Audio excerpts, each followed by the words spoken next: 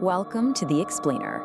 Today, we're going to break down a crime that was captured entirely on camera, and yet it remains one of the most haunting mysteries out there. So picture this. It's a cold Friday morning in a suburb just outside Houston. 29-year-old Elizabeth Barraza is outside her house, setting up for a garage sale. It was kind of a last-minute idea, a way to make a little extra cash for her upcoming 5th wedding anniversary trip. But in just a few moments, what started as a totally normal morning ended in a brutal execution-style murder. It left investigators with a killer who's like a phantom and a whole lot of chilling questions. So let's start by breaking down the timeline. The entire thing, from the second her husband left for work to the final gunshot, it all happened in this incredibly tight window of time.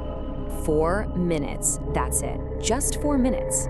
From the moment Liz's husband, Sergio, drove away, a clock started ticking, and the killer, who was lying in wait, was ready to make their move.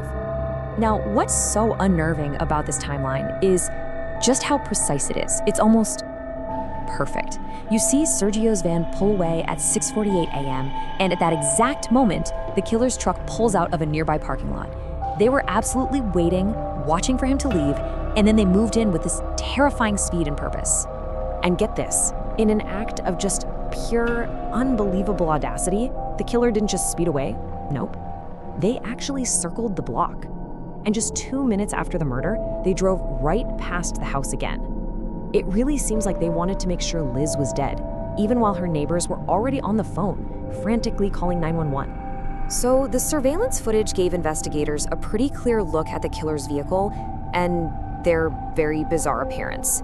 But instead of giving them answers, the video just made the whole mystery even deeper. Let's take a look at the evidence. Police got super specific here. They were able to identify this exact model of truck, right down to the Pro 4X sticker on the back. They even found footage of it lurking around the neighborhood at 2 a.m. that same morning. And yet, even with all those details and public pleas for help, this truck has never been found. It's like it just completely vanished into thin air. Okay, now the disguise, this is where things get really strange. The killer wasn't wearing, a hoodie or a mask. It was this weird, long, flowing garment.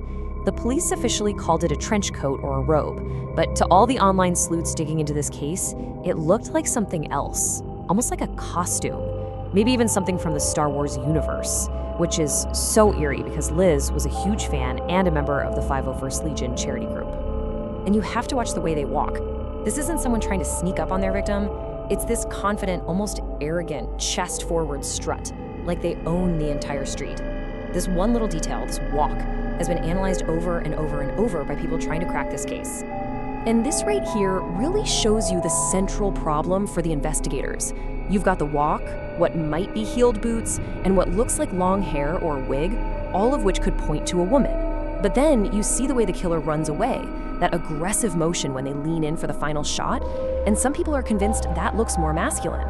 So even with the killer clear as day on video, the police can't even say for sure if they're looking for a man or a woman.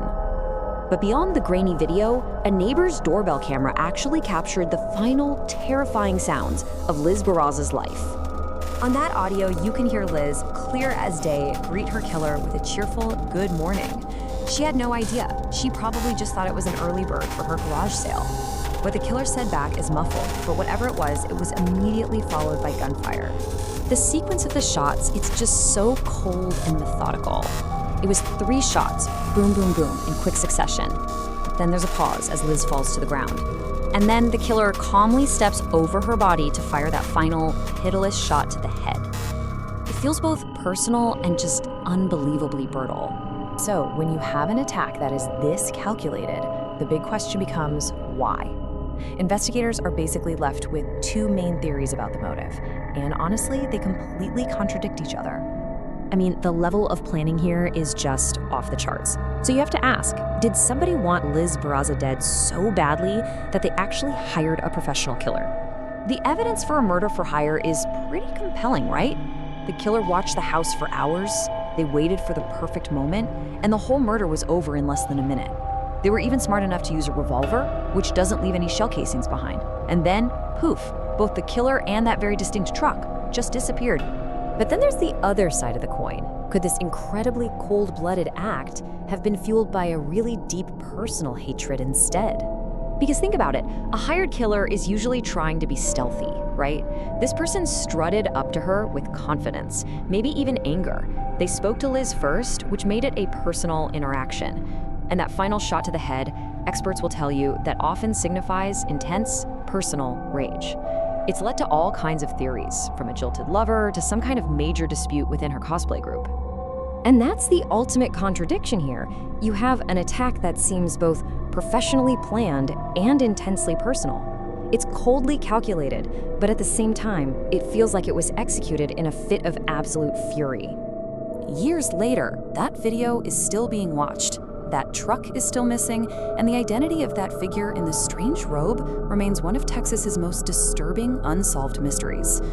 The footage gives us everything and nothing all at once, leaving us with just one haunting question: who killed Liz Barraza?